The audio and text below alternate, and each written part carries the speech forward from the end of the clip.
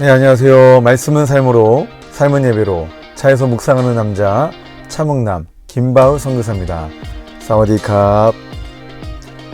여러분, 요즘에 제가 새벽에 기도 끝나고 어떤 일을 하는지 아십니까?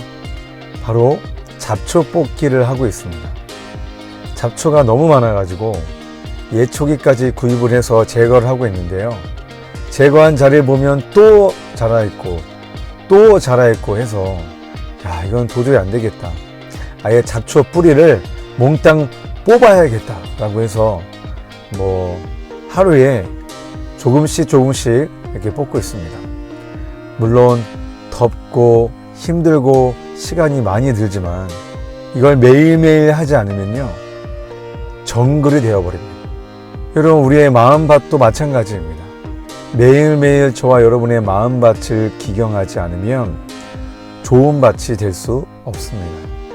시간이 없다고, 피곤하다고 해야 할 일을 하지 않으면 우리 안에 있는 이 죄성이, 이 죄악들이 깊이 또 넓게 뿌리 내리게 됩니다.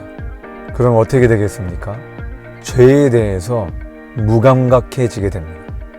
여러분, 그러기 전에 성령 하나님께 우리의 삶을 온전히 내어 맡기시고 하나님의 말씀에 순종한다면 성령 하나님께서 우리의 마음밭을 완전히 갈아엎어 주시고 거룩의 열매, 순종의 열매, 구원의 열매를 풍성하게 맺게 될 줄로 믿습니다. 오늘 말씀 나누도록 하겠습니다. 오늘의 말씀은 사도행전 2장 16절부터 21절까지의 말씀인데요. 베드로가 유대인들과 예루살렘에 있는 사람들에게 요에서 말씀을 가지고 성령이 임한 것에 대해서 설명하고 있습니다. 예언과 환상과 꿈을 통해서 하나님께서 행하실 큰일, 해가 변하여 어두워지고 달이 변하여 피가 되는 그날, 심판의 날, 그날이 오고 있는데 그 날이 오기 전에 누구든지 주의 이름을 부르는 자는 구원을 주시겠다라고 말씀하고 있습니다. 여러분, 오늘 본문의 말씀을 통해서 저와 여러분들에게 주시고자 하시는 말씀이 여러분 무엇이겠습니까? 바로 하나님께서 주시는 기회입니다. 누구든지 주의 이름을 부르는 자에게 주시는 구원, 누구든지 예수님을 알지 못하는 자들, 또한 신앙생활을 하다가 넘어진 자들, 믿는 자든 믿지 않는 자든 누구든지 내 이름을 부르기만 해라, 나를 찾기만 해라, 그러면 내가 기회를 주겠다라는 말씀입니다. 우리는 이런 착각을 할 때가 있습니다.